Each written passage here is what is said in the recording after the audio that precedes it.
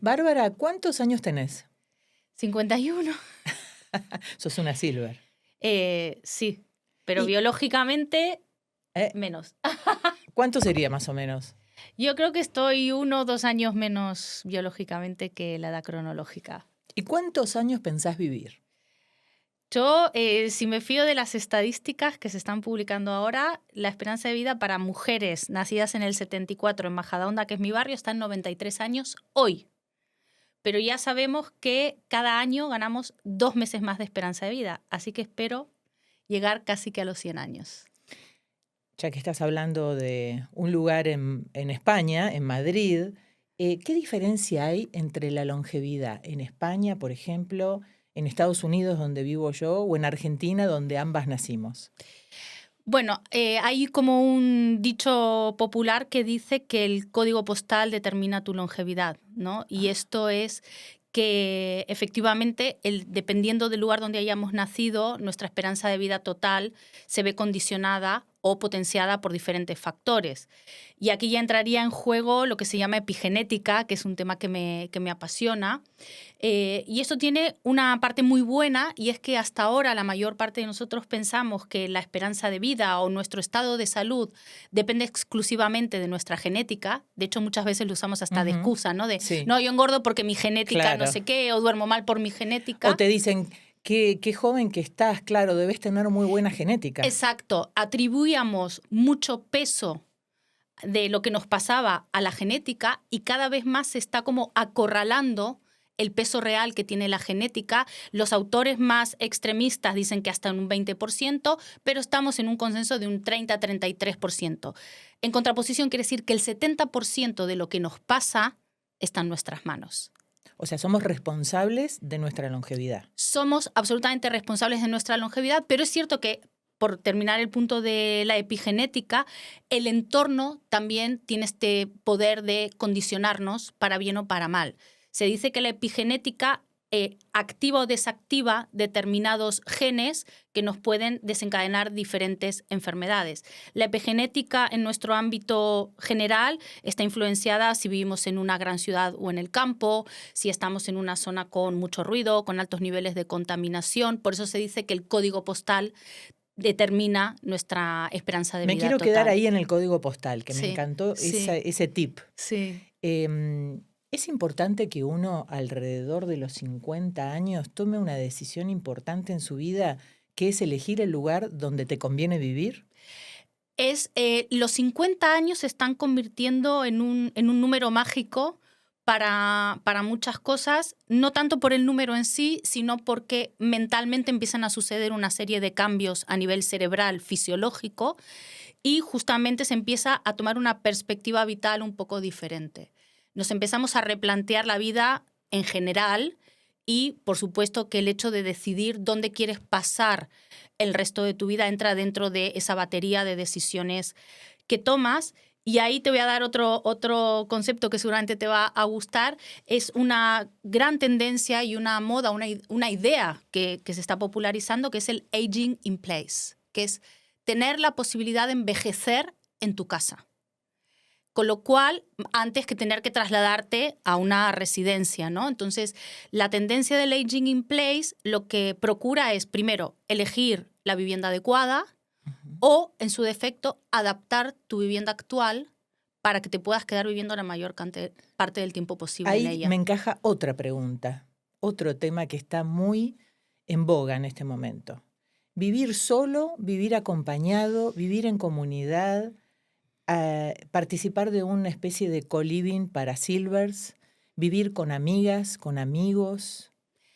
Te ¿Qué digo, sería lo mejor? mira, la ciencia y la investigación lo que dice y sostiene es que casi más importante que comer bien, o no fumar, o no beber, es tener una vida social activa.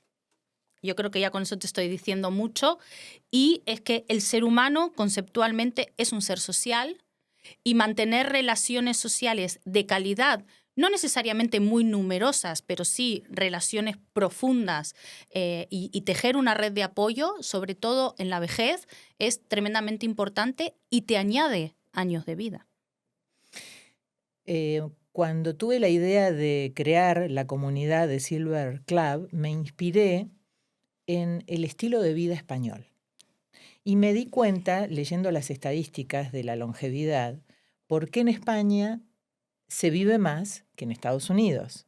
Hay muchísimos factores, pero creo que el que más pesa es lo que estás diciendo, que es la vida social. Totalmente, la participación activa, que va incluso más allá de estos lazos estrictamente familiares o de amistades, sino también, bueno, aquí tenemos la costumbre de vivir mucho en la calle, ¿no? De hacer mucha vida en la calle, de socializar, de ir al bar, de ir al restaurante, de ir al museo, de ir al espectáculo, de simplemente salir a pasear, porque hay algo muy importante, sobre todo, bueno, en toda Europa, no solo en España, y es que aquí se puede caminar por la calle.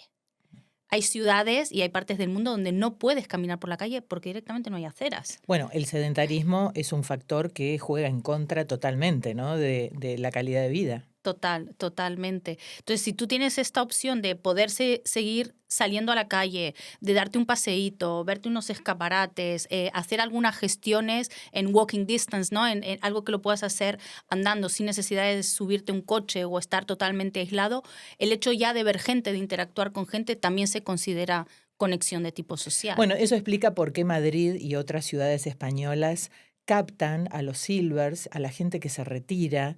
Y qué mal que estamos haciendo las cosas en las ciudades americanas, te diría. Sí, no son nada age-friendly. Y ahí te voy a traer otra iniciativa que existe a nivel mundial, que parte de la Organización Mundial de la Salud, que es Ciudades y Comunidades Amigables con las Personas Mayores. Es una iniciativa que, ya te digo, parte de la Organización Mundial de la Salud, pero España es uno de los tres países que se han denominado como emblemáticos o países referentes en todas estas iniciativas. Se trabaja sobre todo a nivel ayuntamiento, a nivel comunidad pequeña y se implementan una serie de cambios que pueden ser cambios concretamente físicos a nivel arquitectura, infraestructura del ayuntamiento, o también cambios de tipo sociales, donde se beneficia que las personas mayores puedan estar incluidas dentro de esa comunidad. El otro día miraba una foto de mi abuela en el casamiento de mi madre. Tenía 60 años en la foto. Era una anciana. Era una anciana, y sí. Y yo tengo 60 años y me siento de 40. Sí. ¿Qué pasó que cambió todo tanto? Bueno, en gran parte es porque a medida que se va alargando la esperanza de vida, es como que todo se va haciendo un poco de chicle, ¿no? De hecho, antes, si pensamos en la antigüedad, se pasaba de la infancia a la madurez a través como de un rito, que dependiendo de la cultura hacían un rito, ¿no? Que dejabas de ser niño y pasabas a ser adulto y no había más. Luego empiezan a hacer la madurez y la vejez, luego se incorpora la adolescencia y ahora ya se está hablando como de una cuarta edad, aunque a mí no me gusta hablar de edades por partes, pero ya se está hablando, ¿no? De la hiperlongevidad, hiperancianidad o adultez mayor, o sea, porque cuanto más vivimos, se estira toda nuestra etapa vital total y abren huecos a diferentes etapas. Entonces, claro, ahora tener 60 años es que no tiene nada que ver con antes, ni 40 ni 50. No, siento que estoy en la mitad de mi vida porque Claro. vamos a vivir 120. Y entonces me falta todo otra vez. Sí, ahí también la ciencia ha fijado en 120 lo que se llama el límite natural de la especie humana como tal. Es decir, nosotros los seres humanos en una situación de laboratorio, sin la epigenética que nos esté afectando, podríamos llegar a vivir 120 años. De hecho, la persona más anciana del mundo, con 117 años, era una señora española, que ella ya llegó a 117, ya estamos llegando al umbral del límite natural. Pero luego hay otra serie de científicos y de investigadores que están hablando, esto que ahora pasó a la popularidad gracias a Putin, a Xi Jinping y a Kim Jong-un, que hablaban de vivir hasta 150. O sea, hay una rama de la ciencia que se está focalizando entre los 120 y los 150. ¡Wow!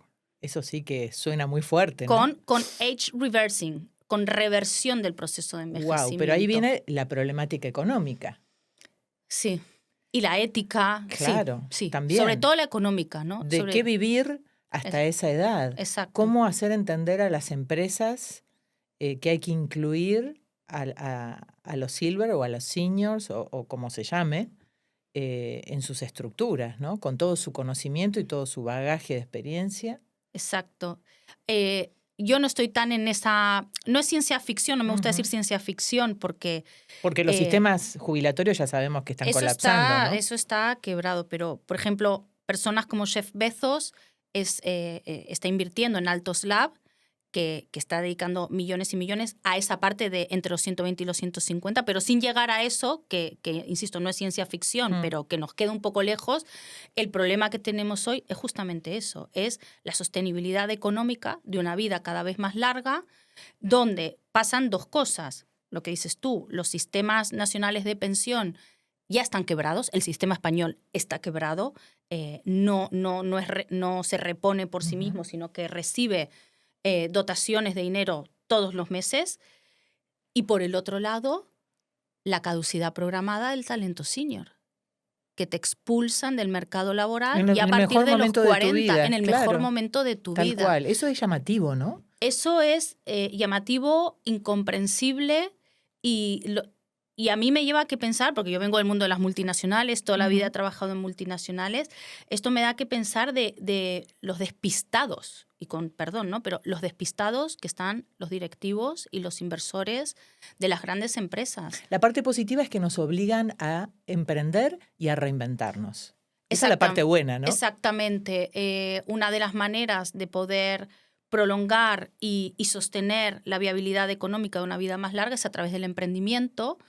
Lo que pasa es que va por barrios también y va por personalidades. Hay gente que es más propensa Claro. y está más preparada, sobre todo emocionalmente, no tanto a nivel conocimientos, emocionalmente para poder emprender, para poder independizarse, y hay personas que no. Porque aparte el sistema, dependiendo del país donde vivas, sobre todo en países europeos y en España, el sistema no favorece el emprendimiento, ni Bueno, lo alienta. es que nunca nos enseñaron de Exacto. chicos a ser emprendedor, a saber manejar las finanzas, a saber invertir, a pensar en el futuro. No nos enseñaron a ser mayor, No, ¿no? no, no. Y Todo eso, llega hasta la adultez, pero después, el resto de la vida, que ahora va a ser larguísima, no tenemos conocimientos suficientes. totalmente. Y a mí por eso me gusta tanto hablar de economía de longevidad, porque la economía de longevidad empieza en el kindergarten, empieza Claro. en la infancia, cuando tú ya le das pequeñas herramientas de gestión económica a tus hijos y les empiezas a enseñar lo que es el ahorro, lo que es la inversión, lo que es cuidar el dinero, lo que es planificar. Ahora sí que hay, por lo menos en España, hay varias iniciativas, tanto públicas como privadas, que están intentando llegar a los colegios, llegar a los niños con herramientas sencillas, por lo menos de concienciación de la importancia que tienen las finanzas personales. La maravilla del interés compuesto, ¿no? Algunas pautas muy, muy básicas sin meterles pánico, porque esto a mí me lo comentaron una vez, me dijeron, Bárbara, pero ya ¿no te parece que los jóvenes tienen demasiada ansiedad como para encima meterles la ansiedad de cómo vivir hasta los 100 años? Claro. Y digo, a ver, sí, es un tema complicado, pero es un tema muy necesario. Sí, lo que pasa es que cuando eres joven no te imaginas ni piensas, ni está dentro de tu esquema mental pensar en eso, ¿no? No, pero son conversaciones que hay que tener desde casa, desde el colegio, por lo menos para que te suene de algo, ¿no? Ujú. Para que no pase lo que está pasando ahora. Tú hablabas de los 50 años, en Argentina usamos la expresión de te cae la ficha, ¿no? Claro. Entonces, claro, lo que está pasando, y lo hablamos el otro día con una persona del ámbito de seguros, es que cuando te cae la ficha, posiblemente sea un poco tarde. O sea que habría que arrancar a pensar en todo esto cuando te da la crisis de los 40 O antes incluso. o antes. A nivel actuarial, la edad está en los 30. A los 30 es ya el momento crítico para empezar a tener este plan B, una cartera de inversiones sostenible a largo plazo, con riesgo moderado, la diversificación. A partir de los 30 años o a los 30 años se considera que es una edad óptima. Evidentemente, nunca es tarde, porque cuando empieces va a estar bien. Pero lo que estábamos comentando, y los números así lo dicen, es que ya a los 50 no le vas a poder sacar todo el partido que le hubieras podido sacar si hubieras empezado con los 30. Mira, yo tengo una hija de 25 y Sí. ella me cuenta su generación que no quiere trabajar tradicionalmente como nosotros lo hacíamos, Exacto. para una empresa o para otros. Ellos quieren ser libres y armar sus propios proyectos y sus propias cosas. O sea, tienen una cosa muy emprendedora ya desde jóvenes, pero también esto va a modificar todo, Sí. porque con un joven de 20 y pico de años que no quiere trabajar para nadie, también eso modifica mucho todas las estructuras sociales y laborales. Absolutamente. Así me vienen a la memoria como dos conceptos que son también muy interesantes. Uno es del libro que siempre sale a colación, que es La vida de 100 años, de Andrew Scott y Linda Gratton. Y ahí justamente hablan de el fin de la vida de 3 etapas, lo que estás comentando, ¿no? Y la necesidad de desarrollar lo que se llaman activos transformacionales. Porque a lo largo de nuestra larga vida vamos a estar entrando y saliendo de diferentes etapas, no ya en partes tan delimitadas como decíamos antes, sino que esta flexibilidad y estas transiciones permanentes que van a vivir es algo que también hay que prepararles y hay que desarrollar determinados activos transformacionales. Y luego, por otro lado, que aquí en algún momento ha salido en las noticias y tal, en Estados Unidos seguramente más, es lo que se llama la gran transferencia, que es los baby boomers son la generación que más patrimonio concentran a nivel mundial. Cuando esos baby boomers vayan falleciendo, se va a producir la gran transferencia patrimonial de esos baby boomers a sus hijos. Entonces, inconsciente o conscientemente, muchos hijos ahora de baby boomers cuentan en su haber con que en algún momento van a heredar. Pero la pregunta es, ¿a qué edad vas a heredar? Porque tus padres se van a morir con 90 o 100 años. Dependiendo cuándo te hayan tenido, pues heredarás antes o después. Pero es verdad que cuando se produzca esa gran transferencia, la fractura social va a ser todavía mayor. Porque va a haber gente, por ejemplo, mi hija es hija única, nieta única y sobrina única. Ella va a concentrar la riqueza de toda mi familia. Claro. En contraposición de gente que no va a heredar nada, entonces vas a ser ¡pac! Así. Muy interesante. Gente que va a concentrar mucho patrimonio porque hereda y gente que no va a heredar nada. También algunos sabrán administrar bien el patrimonio y otros no. Exacto. Hay que prepararlos para que asuman la responsabilidad de heredar el patrimonio de vida de unos padres o de toda una familia. Últimamente se habla mucho de esta teoría que mitad en broma y mitad en serio dice que cuando le dejas cosas a tus hijos fue un error de cálculo, ¿no? Que hay que gastarse la plata en vida, disfrutar, y más teniendo en cuenta que vamos a vivir muchos años, ¿no? Sí. ¿Esto es algo que se aconseja actualmente a la gente hacer? Esto está en el libro Die with Zero, que justamente dice eso, que si mueres con dinero en tu banco es porque has hecho un error de cálculo. Y tiene mucho sentido. Bueno, tiene sentido por varias cosas. El primero que estábamos comentando antes, ¿no? Si tú vas a vivir muchos años, más que estar preocupándote por lo que vas a dejar en herencia, preocúpate por tener una calidad de vida digna hasta el último día. Pero luego también tiene que ver con los nuevos tipos de familia que están surgiendo, donde ya sabemos que la gente joven, sobre todo, no quiere tener hijos. Eso, punto número 1, las tasas de natalidad siguen cayendo. Muchas parejas no van a tener hijos, parejas homosexuales que tampoco quieren tener hijos, gente que decide vivir en solitario que no va a tener hijos. Entonces, esa transferencia no va a tener en quién producirse. Entonces, ahí necesitas planificar de cómo vas a hacer lo que se llama la licuación patrimonial en la vejez, que es todo eso que has ahorrado, cómo lo vas a ir licuando para que te llegue hasta el último día de tu vida viviendo lo mejor posible. Es también bastante complicado y hay gente que se está especializando en eso. Y de hecho, a nivel bancario y a nivel seguros, empiezan a haber productos de licuación patrimonial también, que es básicamente tú tienes patrimonio inmovilizado en viviendas o en propiedades y qué fórmulas hay de licuación sin que te lo comas, entre comillas, de golpe, o que no le sigas sacando la rentabilidad suficiente que le podrías llegar a sacar con un buen plan. Bárbara, contanos un poco acerca de tu libro, ¿no? Longevidad con propósito. Qué importante, ¿no? En esta etapa de nuestra vida tener proyectos, planes, tener un propósito, tener algo que nos dé motivación, ¿no? Y que nos corra un poco de lo que le pasa a mucha gente, que es deprimirse por envejecer. Sí, bueno, mi libro al final es un abordaje integral y transversal del tema de la longevidad, y esto surge un poco porque mi última etapa profesional yo trabajaba en farma, y el haberme especializado en longevidad viniendo de farma, y la mayor parte de la gente piensa que longevidad tiene que ver con qué suplemento me tomo. Esta era una pregunta muy recurrente. Ay, ¿qué me recomendás que me tome?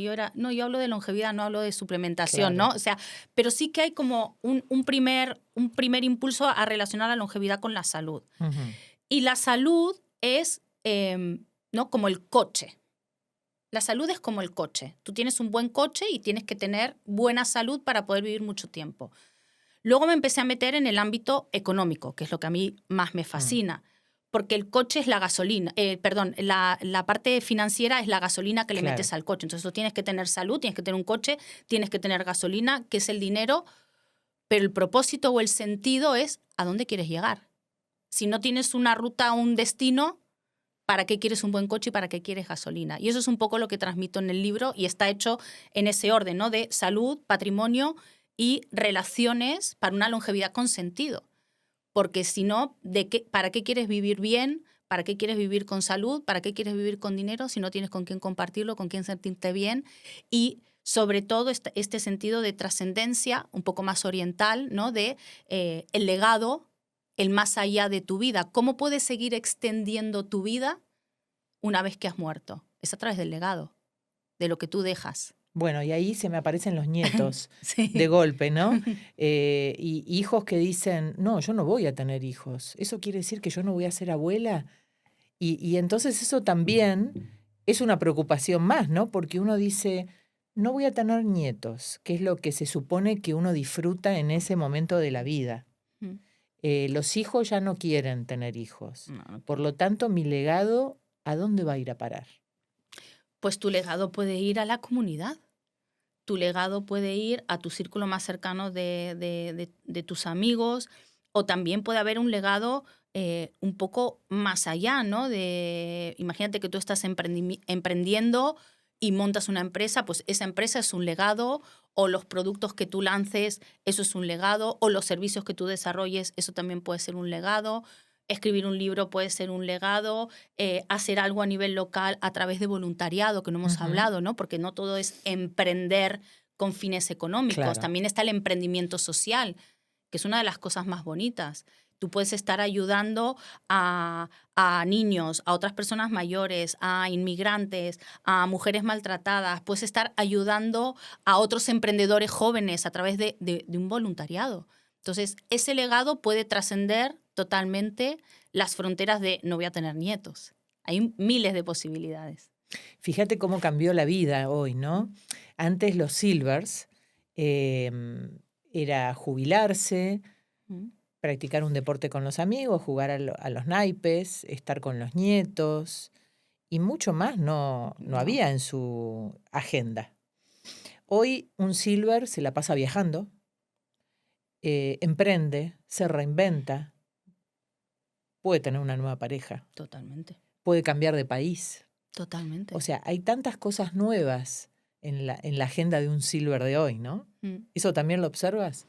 Totalmente. Y tiene nuevamente que ver con esto del fin de la vida de 3 etapas, ¿no? Donde es verdad que hay algo que está en nuestra cabeza que se llama la vieja narrativa de la vejez, que tiene unos fundamentos muy científicos y muy concretos en determinados hitos históricos, pero actualmente esa narrativa de la vejez no se condice para nada con la realidad. Entonces, hay una edad de corte que son los 65 años, ¿no? Que es la edad en la que supuestamente nos jubilamos, y hay personas que todavía siguen marcadas creyendo que llegar a los 65 es el final de la actividad. ¿Por qué? Y sobre todo esto está estudiado en hombres. Muchos de nosotros atamos nuestra identidad a nuestro trabajo y nos creemos que somos nuestro trabajo o que somos nuestra profesión. Entonces hay gente que cuando llega a los 65 y se jubila y deja de ser ese trabajo y deja de ser esa profesión, se encuentran en un agujero negro del que a algunas personas les cuesta salir. Pero lo que estás comentando tú es toda la otra nueva tendencia, y es que a partir de los 65 años empieza la vida de verdad.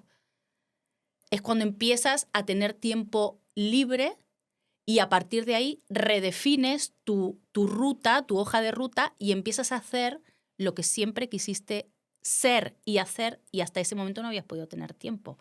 Porque a partir de los 65 años te quedan por delante 30, 35 años más. Y eso lo tenemos que incorporar. ¿Te cruzas con mucha gente que le tiene miedo a envejecer? Muchísima, muchísima.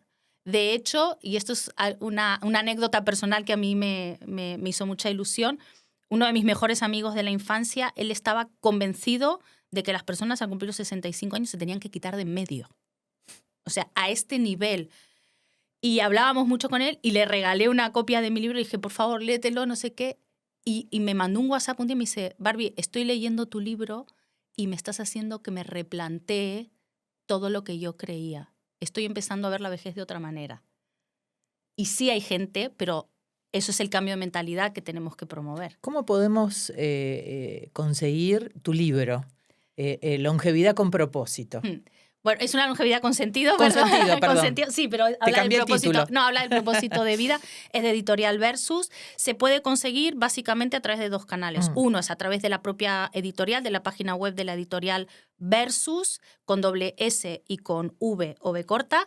Y si no, a través de Amazon. Perfecto. A través de Amazon se puede conseguir tanto la versión impresa como la versión para Kindle.